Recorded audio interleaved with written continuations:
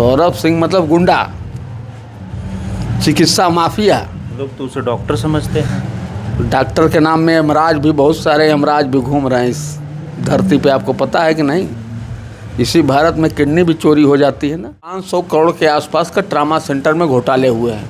500 करोड़ का घोटाला हुआ, जिसका सारा पेपर मेरे पास है। जो सामान 100 रुपए का, उस सामान को 3000 में खरीदा। नरेंद्र मोदी जी का जो इस बार वोट की मार्जिन कम हुई है, जो प्रधानमंत्री को इस बार वोट कम मिला इसी वाराणसी लोकसभा में, उसका सबसे बड़ा कारण ट्रामा सेंटर और सर सुंदरलाल चिकित्सालय है। अभी हमारे साथ बातचीत के लिए हिमांशु सिंह जी, जो चंद्रशेखर फाउंडेशन से हैं, लगातार आंदोलनरत हैं लोग। क्या है पूरा मुद्दा और अब तक क्या क्या कार्रवाई हुई है, उन तमाम मुद्दों को हम जानने का प्रयास करते हैं। सर, किस प्रकार का आप लोग का आंदोलन है? देखिए, जो आंदोलन इस समय हम लोग चला, चूँकि हम लोग काशी हिंदू विश्वविद्यालय में शिक्षा ग्रहण किए, उसके पहले हम लोग उदय प्रताप कॉलेज में, मैं वहाँ हाई स्कूल किया, इंटर किया, उसके बाद बीए किया, एमए किया, पीएचडी काशी हिंदू विश्वविद्यालय से किया। वहाँ छात्र राजनीति भी किया, चुनाव लड़ाए और तमाम लोग हुए। और उसके बाद मैं इधर लगातार 22 साल से चंद्रशेखर फाउंडेशन चला के देश की समाज की सेवा कर रहा हूँ। और आए दिन हम लोग पास मरीज पूर्वांचल ही नहीं, आधे बिहार, मध्य प्रदेश, झारखंड, छत्तीसगढ़, यूपी, नेपाल तक के मरीज आते रहते हैं। हम लोगों से किसी को ब्लड चाहिए, किसी को प्लेटलेट चाहिए, हम लोग से मदद लोग लेते रहते हैं, जिसके संदर्भ में हम लोग को काशी हिंदू विश्वविद्यालय के सर सुंदरलाल चिकित्सालय ट्रामा सेंटर आना जाना, अनवरत आना जाना पड़ता है। उसके तहत हम लोग देखे कि इस समय ट्रामा सेंटर से लेके सर सुंदरलाल चिकित्सालय में तमाम भ्रष्टाचार है। भ्रष्टाचार क्या है? जैसे कि वहाँ कोई भी ट्रामा सेंटर की, मैं आपको बता दूं, मेरे पास सारे कागज़ है, आराम से किसी दिन आप तो अभी सड़क पे मिल गए, अचानक आप लेने लगा मेरा इंटरव्यू, आप आइए तो मैं पूरा दस्तावेज दिखा दूं आपको कि कम से कम 500 करोड़ के आसपास का ट्रामा सेंटर में घोटाले हुए हैं। 500 करोड़ का घोटाला हुआ, जिसका सारा पेपर मेरे पास है। जो सामान 100 रुपए का, उस सामान को 3000 में खरीदा गया है।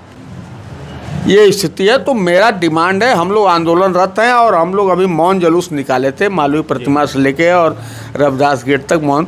कल से हम लोगों का हस्ताक्षर अभियान चलेगा पूर्वांचल के हर जिले में, हर जिले मुख्यालय पे, और जहाँ भी जो भी भीड़ भाड़ वाली जगह है वहाँ पे सभी लोगों से हस्ताक्षर अभियान चलाया जाएगा। उसके लिए चूँकि इस आंदोलन को जन आंदोलन के रूप में बदलना है मुझे, और हम लोग का कहना है कि सर सुंदरलाल चिकित्सालय और ट्रामा सेंटर, ये दोनों की जगह अब इधर जो भी इधर परचेज कमेटी का जो भी परचेज हुआ है उसकी ईडी सीबीआई से जांच करा ली जाए, एसआईटी गठन कर लिया जाए और उससे जांच करा लिया। और सौरभ सिंह जब से आए ट्रामा सेंटर में, वो ये बताइए कि बाउंसर क्लब में, पब में रहते हैं कि अस्पताल में बाउंसर रहते हैं?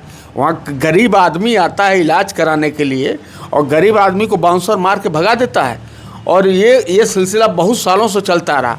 अब ये स्थिति आ गई कि काशी हिंदू विश्वविद्यालय का प्रोफेसर और चिकित्सक प्रोफेसर भी अगर जा रहा है तो उसको भी अभी हाल ही के दिनों में सौरभ सिंह ने मरवाया, उन बाउंसरों से पिटवाया और बाउंसरों से पिटवा दिया, बाउंसरों से पिटवाया। उनसे चलिए, उनसे मैं जो चिकित्सक प्रोफेसर हैं उनसे भी मैं आपसे बात करा दूंगा। और स्थिति है कि जो बाउंसर रखा है, देखिए सौरभ सिंह को अब पाला पड़ा है असली नेताओं से, और जो बाउंसर वो रखे हैं अनुसूचित जनजाति का रखा है, ST SC का रखा है। चूँकि उन लोगों को, चूँकि उनके गुड फेथ को पाले हुए कुत्ते हैं, बाउंसर मतलब पाला हुआ कुत्ता, तो पाला हुआ कुत्ता जब मालिक बोलेगा तो भाव भाव करेगा, जिसको कहेगा उसको काटेगा। तो और क्रास वो क्या है कि इन लोगों की मिली भगत है, प्रशासन से मिलके अगर कोई FIR करने जाता तो उसके ऊपर ST SC का मुकदमा उन्हीं बाउंसरों से कराता है, समझ गए? तो ठीक है, मेरा ये कहना कि काशी हिंदू विश्वविद्यालय सर सुंदरलाल चिकित्सालय में ट्रामा सेंटर में बाउंसर की क्या ज़रूरत है? बाउंसरों को जो, वहाँ के सुरक्षा कर्मी ही, वहाँ चीफ प्रैक्टर ही बहुत पर्याप्त मात्रा में है और इलाज कराने आया, आप इलाज करिए। हाँ, वहाँ बाउंसर क्यों रखे हैं? ठीक है, बाउंसर, आप बाउंसर हटवाइए तत्काल। और वहाँ मैं सरकार से मांग करना चाहता हूँ, भारत सरकार से मांग कर रहा हूँ, चूँकि यूनिवर्सिटी सेंट्रल गवर्नमेंट की है, BHU सेंट्रल गवर्नमेंट से गवर्न होती है, तो इसलिए HRD मिनिस्ट्री से, HRD मिनिस्टर से और प्रधानमंत्री से और गृह मंत्री से मेरी, हम सभी लोगों की डिमांड है कि इधर 10 सालों में जब से सौरभ सिंह आए हैं परचेज कमेटी की एसआईटी जांच कराई जाए और सौरभ सिंह के चल अचल संपत्ति की जांच कराई जाए। सौरभ सिंह किन किन लोगों के साथ कहाँ कहाँ कितना पैसा और अपने किन किन रिश्तेदारों के नाम प्रॉपर्टी संपत्ति खरीदे, सारी सूचना हम लोग पास एकत्रित है। और ये आंदोलन यहाँ नहीं, ये तो मालवीय प्रतिमा से शुरू हुआ है, ये जाएगा दिल्ली के राजघाट होते हुए HRD मिनिस्ट्री के सामने आंदोलन खत्म होगा। ये किस प्रकार, अभी आपने बताया कि सूचना आपके पास में, कैसी सूचनाएं हैं? जन सूचना अधिकार है इस देश में, RTI जन सूचना अधिकार के तहत वो सारी चीज़ें, और कुछ चीज़ें जन सूचना अधिकार में नहीं देते हैं लोग। उसकी भी अगर कोई भी आप प्रॉपर्टी खरीदे हैं तो कहीं ना कहीं रजिस्ट्री हुई है ना। आपके कोई रिश्तेदार खरीदेगा, आपका पैसा लगा है और आपके रिश्तेदार के नाम प्रॉपर्टी है, और रिश्तेदार का उसकी आर्थिक स्थिति देख लीजिए, वो कहाँ से 50 करोड़ की संपत्ति खरीद सकता है। हर व्यक्ति की आर्थिक स्थिति देख के उसको समझ जाएंगे आप ना। बैंक में चूँकि मोदी सरकार है, अब तो कोई ब्लैक मनी रख नहीं सकता, उसके बैंक बैलेंस को आप चेक करके समझ सकते हैं ना कि इसकी स्थिति है कि नहीं 50 करोड़ की संपत्ति खरीदने की। तो उन लोग वो सारी संपत्तियों की जांच हो और ED CBI से सौरभ सिंह के चल अचल संपत्ति की जांच कराई जाए। और जितना सौरभ सिंह जब से आए, जब से परचेज कमेटी का भी जितने परचेज किए गए हैं ट्रामा सेंटर में, जितने भी सामान, जितने भी उपकरण, जितने भी मशीनें, जितना भी टाइल्स, रुई, फिनाइल तक का जांच करा लीजिए। 500 मैं बता रहा हूँ कम, उससे अधिक का भ्रष्टाचार पकड़ में आएगा।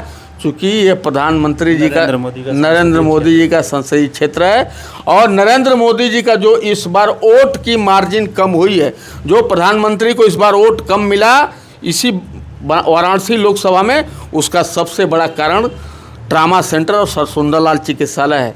जो आदमी सफ़र करता है, जो आदमी अपने गरीब बाप का इलाज करने आता है और धक्का खाता है और लात खाता है, और वो जाएगा तो कभी वो जान जाए, वो कभी प्रधानमंत्री को वोट नहीं देगा। इसीलिए प्रधानमंत्री की मार्जिन घट के इतनी कम हो गई। ये लोग नहीं समझ पा रहे हैं। भारतीय जनता पार्टी के जो कार्यकर्ता ये बात ऊपर तक नहीं पहुंचा रहे हैं।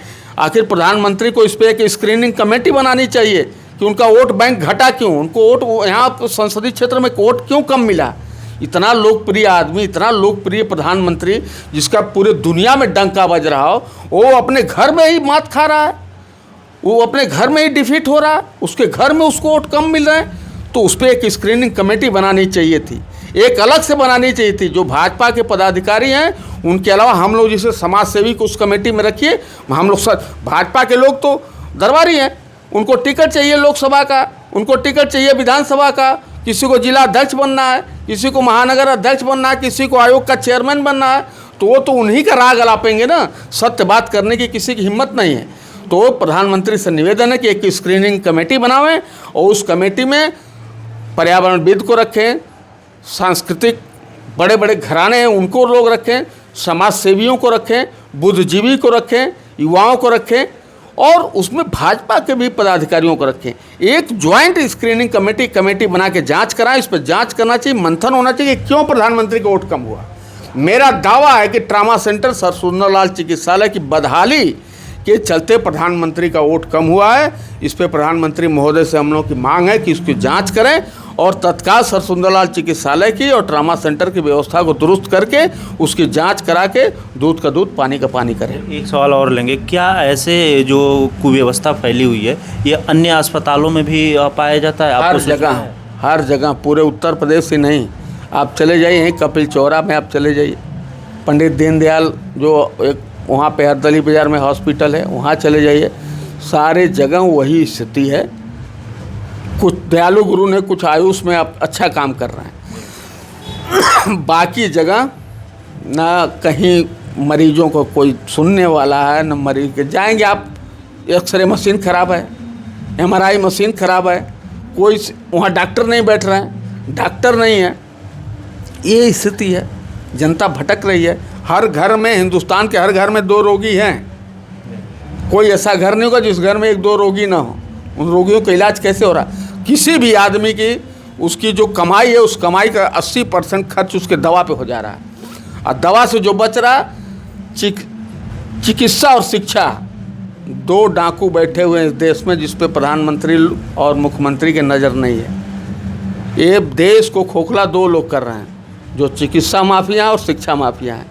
ये दोनों के खिलाफ मुहिम चलानी चाहिए प्रधानमंत्री को और मुख्यमंत्री को। आदमी, हर एक व्यक्ति का 90 से 95% खर्च हो जा रहा है उसके चिकित्सा और शिक्षा पे। शिक्षा माफिया भुखमरी कैसे बढ़ती जा रही है। शिक्षा माफिया कैसे है? शिक्षा माफिया ने जो प्राइवेट स्कूल खोल के लोग बैठे हैं, जो 15,000 महीने का फीस ले रहे हैं उन बच्चों से, और जो प्राइमरी स्कूल में जो गांव में पढ़ने वाला बच्चा, उसके दोनों को डिबेट करा दीजिए, समझ में आ जाएगा शिक्षा का क्या स्तर है। गुड मॉर्निंग गुड इवनिंग बोलने से ऐसा नहीं है कि आप बहुत ब्रिलियंट हो गए। ज्ञान होना चाहिए। आजकल के बच्चों को ज्ञान है। जो जितने प्राइवेट स्कूल यहाँ चल रहे हैं, जो प्राइवेट जो शिक्षा माफिया फल फूल रहे हैं, उन लोगों के पास कोई ऐसी सिस्टम है जो वहाँ से विद्वान निकालते हो? एक आदमी एक बच्चा टॉप कर जाएगा, उसको इतना ऐड देंगे ये लोग, इतने जगह अखबारों में छपवाएंगे, जैसे लगेगा कि सनबीम स्कूल का ही बच्चा सबसे टॉपर है। सबसे भ्रष्ट स्कूल इस समय कोई है तो सनबीम स्कूल है। और बनारस में लूटपाट केंद्र है सनबीम स्कूल। अभी बलात्कार हुआ था उसी कॉलेज में एक बच्ची का। ये बलात्कारी है सब।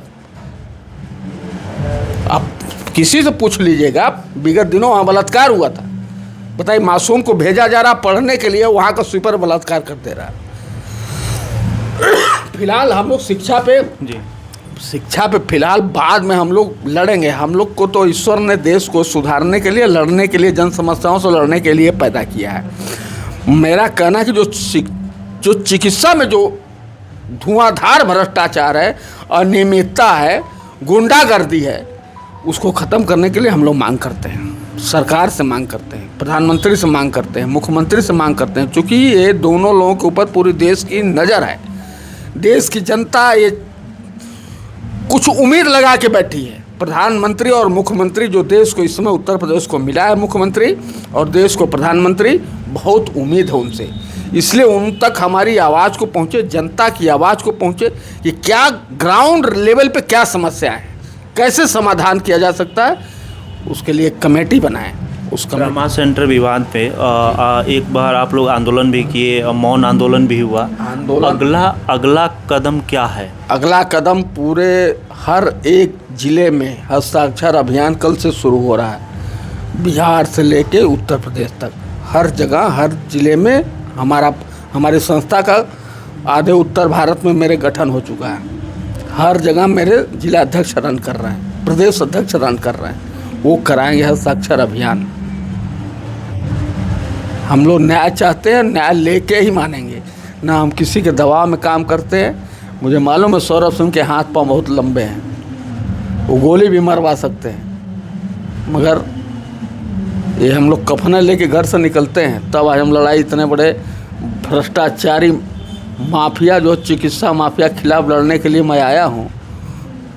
तमाम लोग हमको मैसेज कर रहे हैं, भैया संभल के रहिएगा, ये हो जाएगा, वो हो जाएगा। अच्छा, हाँ,